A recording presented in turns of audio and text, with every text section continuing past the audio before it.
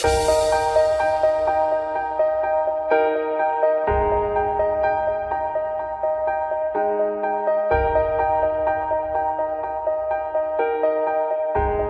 की धड़कन सिर्फ अपने लिए ही नहीं, अपनों के लिए भी जरूरी होती है, क्योंकि ये दिल ही तो है जहां वो अपने बसते हैं। और जब ये दिल धड़कता है, अपनों की मुस्कुराहट का कारण बनता है। दिल और मुस्कुराहट के इस रिश्ते को हम समझते हैं। એક સમય એવો હતો કે જ્યારે એવું લાગતું હતું કે જે લોકોના હૃદય નબળા પડી જતા હોય છે એ લોકો પાસે મારા માટે કશું જ નહોતું. ત્યારે નિશ્ચય કર્યો, એક નિર્ણય કર્યો કે મારે હાર્ટ ટ્રાન્સપ્લાન્ટ ગુજરાતમાં લાવવું છે, એ લોકોને એક નવી જિંદગી આપવી છે. गुजरात में जब भी मेडिकल क्षेत्र में कुछ बेहतर करने की बात हो, सिम्स ने हमेशा उस दिशा में आगे कदम बढ़ाया है। उसी के चलते 19 दिसंबर 2016 में सिम्स में हुआ था गुजरात का पहला heart transplant. One of the hospitals of India जिसने एक साल में 14 से भी ज्यादा हार्ट ट्रांसप्लांट की उपलब्धि हासिल की है।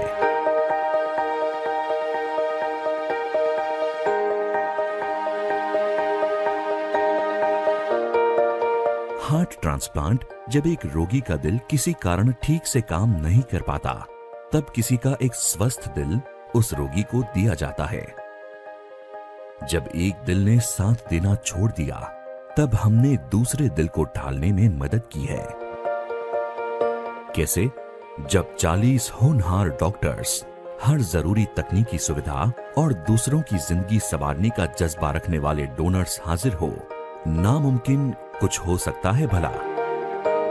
आशा नहोती કે માણસ જીવી શકે, પરંતુ સિમ્સ હોસ્પિટલને ડૉક્ટર ટીમ અને બધા જ બ્રધર્સ એન્ડ સિસ્ટર્સ બધા લોકોએ જે રાત દિવસ મહેનત કરી છે એ મહેનતથી આજે આપણે સફળ થયા અને ભગવાન પાસેથી કોઈ પાછું લઈ આવી ન શકે. સિમ્સની હોસ્પિટલે એ સાબિત કરી દેખાડ્યું.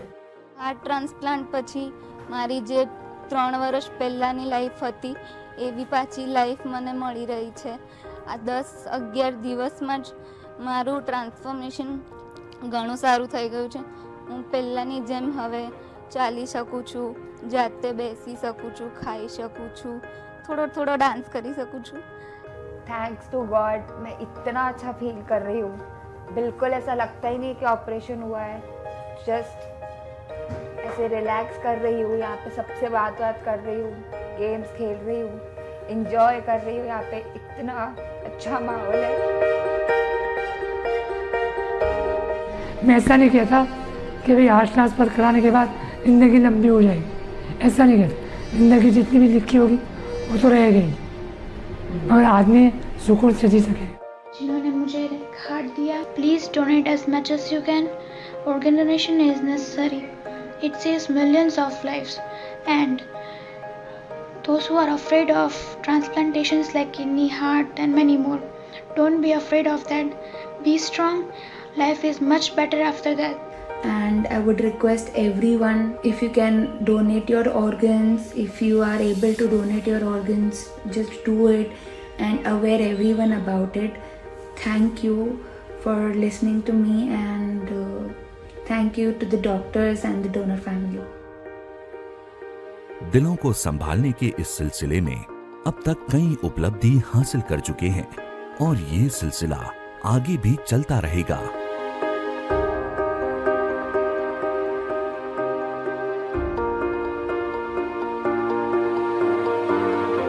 तो आप सिर्फ मुस्कुराहट का ख्याल रखिए, दिल का ख्याल हम रख लेंगे।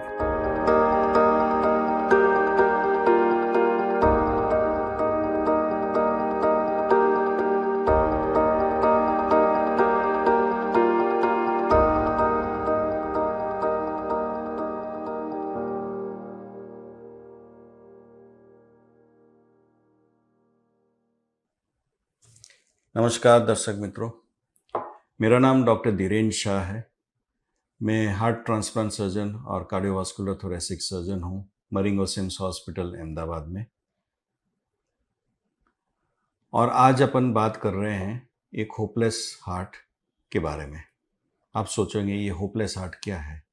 होपलेस हार्ट का मतलब है कि जिसका हार्ट कमज़ोर हो चुका है या हार्ट फेलियर जिसको हो चुका है, उसके बारे में। आज से मेरे को याद है, मेरे 25 साल का करियर हो चुका है एज ए कार्डियक सर्जन, और मेरे को याद है कि आज अगर मैं 10 साल पहले या 15 साल पहले की अगर बात करूं, तो अगर मेरे पास कोई पेशेंट आता जिसका हार्ट का फंक्शन 15% होता है या 20% होता, तो मेरे पास उस वक्त 2-3 गिने चुनी दवाइयाँ थी और आश्वासन के शब्द थे। उसके अलावा मेरे पास और कोई ट्रीटमेंट उस वक्त नहीं था यहाँ पे इंडिया में। लेकिन लास्ट 10-15 साल में जो एडवांसमेंट हुआ है हार्ट फेलियर की ट्रीटमेंट में, ना खाली भारत देश में पर पूरी दुनिया में अगर देखा जाए, तो जो स्पीड में हार्ट फेलियर की ट्रीटमेंट में जो एडवांसमेंट, टेक्नोलॉजी में जो एडवांसमेंट, जो अंडरस्टैंडिंग में एडवांसमेंट हुआ है, it has been amazing pace. मेरे को बहुत अच्छी तरह से याद है कि हमारे जो सीनियर डॉक्टर्स थे, तो आज से 30 साल पहले अगर हार्ट फेलियर हो गया किसी को, तो खाली एक ईसीजी देखते थे और एक्सरे देखते थे और उसके बेस पे, सिम्टम्स के बेस पे डायग्नोसिस होता था और एक लेनॉक्सिन और एक लेसिक्स की गोली देते थे और बोलते थे आराम करिए पेशेंट और भगवान का नाम दीजिए। उसके बाद एडवांसमेंट हुआ और हमारे पास इकोकार्डियोग्राफी आई, तो हमको पता चलने लगा कि हार्ट पंपिंग क्यों कम कर रहा है, वाल की तकलीफ़ है, दीवार कमज़ोर हो चुकी है, क्या तकलीफ़ है, तो उससे हम डायग्नोसिस करने लगे। और फिर इसके बाद बहुत सारा एडवांसमेंट आता गया, कार्डियक एमआरआई आ गया, उसके साथ एंजियोग्राफी, एंजियोप्लास्टी आ गई, बीटिंग हार्ट बाईपास सर्जरी आ गई। सो बहुत सारा कार्डियक फील्ड में, कार्डियक साइंसेस में एडवांसमेंट होता गया है। तो आज अपन वो ज़माने में हैं, आज अपन वो स्टेज में इंडिया में हैं अभी, कि अगर आपका हार्ट का पंपिंग अगर 10% भी काम कर रहा है खाली, तो उसका भी इलाज हमारे पास है, उसकी भी ट्रीटमेंट हमारे पास है। तो ये एक बहुत अच्छी बात है। इसलिए मैं बोलूँगा कि there is a hope for a hopeless heart. अगर आपका 10% भी हो गया है पंपिंग, तो बिल्कुल निराश मत होइएगा, आपके लिए इलाज मौजूद है। खाली ज़रूरत है उसको डायग्नोस करना, उसको अच्छी तरह से डील करना और उसके बारे में अच्छे से समझना और उसके बाद डिसीजन लेना। सबसे पहला अपन प्रश्न पूछेंगे कि हार्ट फेलियर का मतलब क्या हुआ। तो हार्ट फेलियर का मतलब हुआ कि हार्ट का काम है पंप करना खून को पूरे बॉडी में, जो सर्कुलेशन बनता है, जिसके बेस पे पूरे के पूरे अंग जो हैं, जो अवयव हैं, लिवर है, किडनी है, लंग्स है, ब्रेन है, सब जो काम करते हैं वो पूरे सर्कुलेशन पे काम करते हैं और वो सर्कुलेशन डिपेंड करता है हार्ट कितना काम करता है। अगर वो हार्ट कमज़ोर हो जाएगा तो आपका पूरा बॉडी का सर्कुलेशन कमज़ोर हो गया, और वो अगर कमज़ोर हो गया तो लिवर कमज़ोर हो जाएगा, आपका किडनी कमज़ोर हो जाएगी, फेफड़ों में पानी भर जाएगा, आपका दिमाग भी काम करना कमज़ोर हो जाएगा, तो आपको वीकनेस आ जाएगी। ये सब इसकी तकलीफ़ें होने लगती है। नॉर्मल आदमी का हार्ट का फंक्शन हम बोलते हैं इजेक्शन फ्रैक्शन, वो होता है 60%।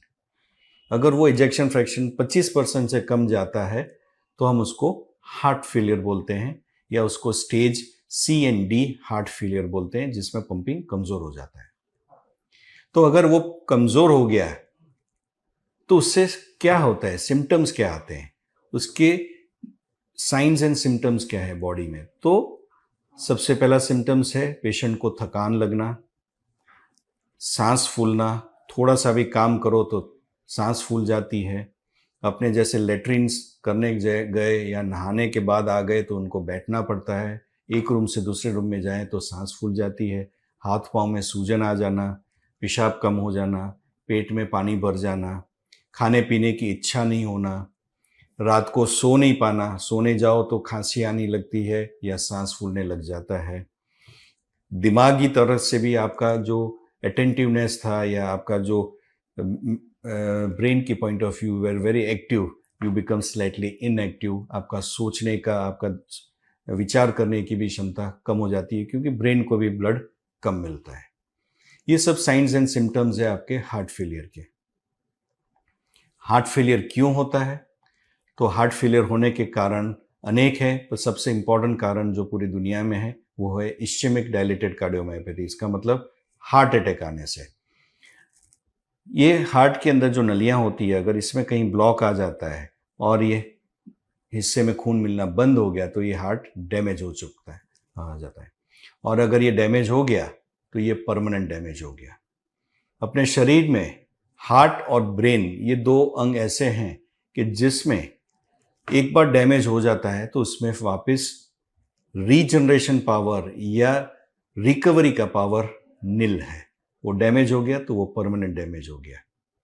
तो इसलिए अगर हार्ट अटैक आ जाता है तो उसके कारण हार्ट कमज़ोर हो जाता है, और वो हार्ट कमज़ोर हो जाता है और आपका पंपिंग 25% से कम हो जाता है तो आपको हार्ट फेलियर सिम्टम्स आना चालू हो जाते हैं। दूसरा कारण है जन्मजात हार्ट के जो स्नायु हैं वो कमज़ोर हो जाना, जिसमें जन्म से ही स्नायु आपके उसकी जो बंधारण है वो कमज़ोर है, उसके कारण वो पंपिंग कमज़ोर कर देता है। तो जैसे ही दिन जाते जाते ऐसे हार्ट कमज़ोर होता जाता है। तीसरा कारण है पोस्टपार्टम डायलेटेड कार्डियोमायोपैथी, कि जिसमें फीमेल्स में प्रेगनेंसी के बाद कई बार बच्चों का और माँ के जो ब्लड का जो इंटरेक्शन होता है उसके कारण हार्ट के ऊपर असर हो जाती है और उसके कारण हार्ट कमज़ोर हो जाता है। चौथा कारण है वायरल मायोकार्डाइटिस या इन्फेक्शन होता है हार्ट के ऊपर, उसके कारण हार्ट कमज़ोर हो जाता है। पांचवा कारण है वाल्व्स जो होते हैं हार्ट के अंदर वो कमज़ोर हो जाते हैं, उसकी बीमारी के कारण हार्ट बड़ा हो जाता है और उसकी काम करने की क्षमता कम हो जाती है। और उसके अलावा बहुत सारे अनगिनत छोटे कारण हैं, but this are the major causes of heart attack and heart failure. इसका डायग्नोसिस कैसे करते हैं? तो आज के ज़माने में अपने पास डायग्नोसिस करने के लिए पूरी बैटरी ऑफ इन्वेस्टिगेशंस है, राइट फ्रॉम रूटीन ईसीजी से लेके इको के लेके ब्लड के टेस्ट करा सकते हैं, कार्डियक एमआरआई करा सकते हैं, अपन सीटी स्कैन करा सकते हैं, एंजियोग्राफी करा सकते हैं। सो ये पूरा बैटरी ऑफ इन्वेस्टिगेशंस अगर अपन करते हैं तो अपने को एग्जैक्ट कॉज पता चल जाता है और उसके बाद उसका आगे क्या करना वो ट्रीटमेंट अपन फाइनल करते हैं। अगर ट्रीटमेंट की बात आई तो अब इसमें ऐसा है कि अगर चलो आपने एंजियोग्राफी कराई, नलियों में ब्लॉक है, उसके कारण खून कम मिल रहा है, उसके कारण हार्ट कमज़ोर है, तो अपन बाईपास कर सकते हैं या एंजियोप्लास्टी कर सकते हैं। और ये भी आपको मैं बता दूं कि आज के टाइम में अगर हार्ट का पंपिंग अगर 25% भी है तो उसकी भी सर्जरी हो सकती है, उसमें भी बाईपास हो सकता है। कई बार लोगों ने बात किया होगा या सुना होगा आपने कि भाई इतना पंपिंग है तो इसमें बाईपास नहीं हो सकता है। ऐसा नहीं है।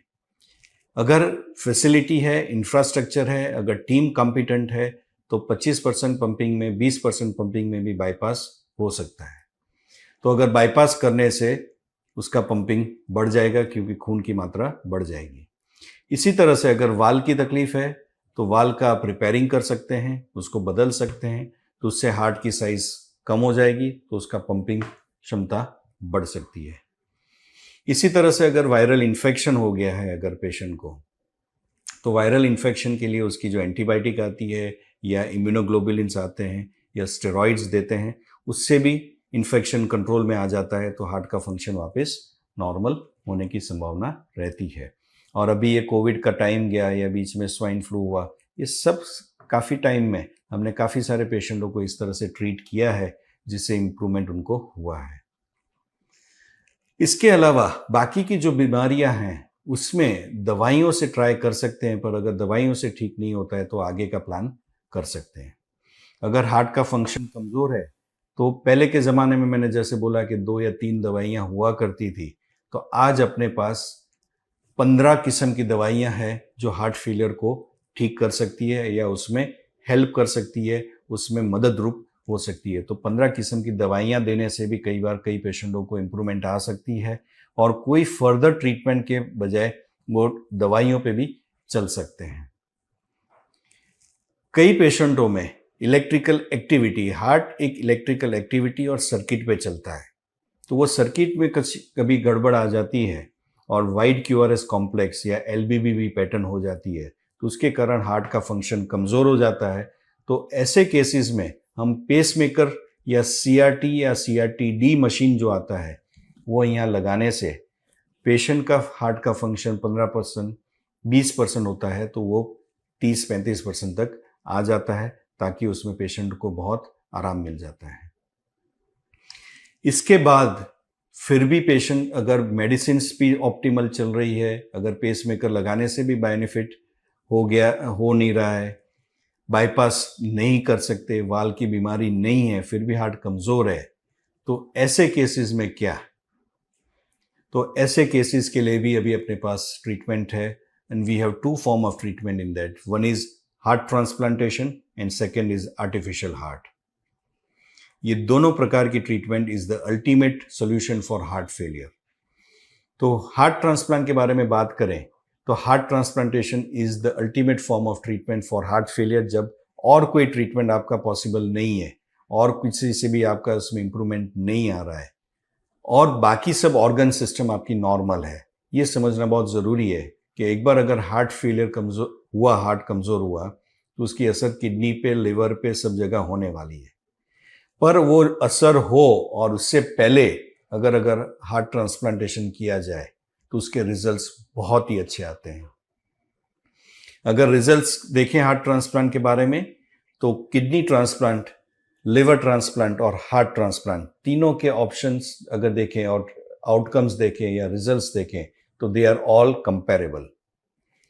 1 year risk factor is only 10 to 15% in heart transplantation, और 15 साल के एंड में अगर मैं 10 हार्ट ट्रांसप्लांट करता हूँ या 100 हार्ट ट्रांसप्लांट करता हूँ तो 50% पेशेंट या 60% पेशेंट एक नॉर्मल लाइफ 15 साल के बाद भी जी रहे होते हैं। So median survival is almost 14 to 15 years। सो एक हार्ट ट्रांसप्लांट के द्वारा हम एक पेशेंट को जो शायद 2 साल या 3 साल भी नहीं जी पाता दवाइयों पे और सब ट्रीटमेंट के अलावा, तो उसको हम 10 साल या 20 साल की एक ज़िंदगी, प्रोडक्टिव लाइफ दे सकते हैं ताकि वो एक नॉर्मल लाइफ जी सके। मेरे बहुत सारे ऐसे पेशेंट्स हैं जिसको मैंने 17 साल, 21 साल या 35 साल की उम्र में हार्ट ट्रांसप्लांट किए हैं। वो वापस अभी काम कर रहे हैं, वापस अपने रूटीन एक्टिविटीज़ में आ गए हैं, वापस अपनी ट्रैकिंग की एक्टिविटीज़ कर रहे हैं या मैराथन दौड़ रहे हैं या अपनी बिजनेस में वापस लग चुके हैं। ऑब्वियसली थोड़ा बहुत रिस्ट्रिक्शन रहता है, बट एक नॉर्मल लाइफ जी सकते हैं, पूरी दुनिया घूम सकते हैं और एक नॉर्मल लाइफ जी सकते हैं। So heart transplantation is, I would say, the ultimate form of treatment right now available in India also, और ये गुजरात में भी अभी रूटीन तरीके से हम कर रहे हैं। हमने सबसे पहला हार्ट ट्रांसप्लांट 2016 में फर्स्ट हार्ट ट्रांसप्लांट गुजरात का किया था। उसके बाद रूटीन में ये हार्ट ट्रांसप्लांटेशन की ट्रीटमेंट हम ऑफर कर रहे हैं सबको। कई पेशेंट ऐसे भी होते हैं कि जिसको हार्ट ट्रांसप्लांट भी पॉसिबल नहीं होता है किसी वजह से, कि उम्र ज़्यादा है या किडनी खराब हो चुकी है या लिवर पे असर है। तो ऐसे केसेस में नॉर्मली आर्टिफिशियल हार्ट का भी एक ऑप्शन अपने पास है कि जिसमें एक आर्टिफिशियल मशीन जो है वो हार्ट में यहाँ पे हम अटैच कर देते हैं। जो हार्ट का जो काम है पंप करने का, वो ब्लड सक कर लेता है और ये मशीन यहाँ पे सीधा पंप कर देता है। तो वो पूरा हार्ट का जो पंपिंग की जो क्षमता होती है वो एक मशीन उठा लेता है और वो मशीन के साथ वो आदमी घूम फिर सकता है। एक बैटरी होती है जो बाहर पहन के घूमते रहना पड़ता है और एक कंट्रोलर सिस्टम होता है जो वो पहन के आदमी घूम सकता है। तो वो मार्केट में भी जा सकता है वो मशीन के साथ, वो बाहर कहीं पे घूमने भी जा सकता है। खाली ध्यान रखना होता है कि उसको हर 8 घंटे पे बैटरी चेंज करनी है।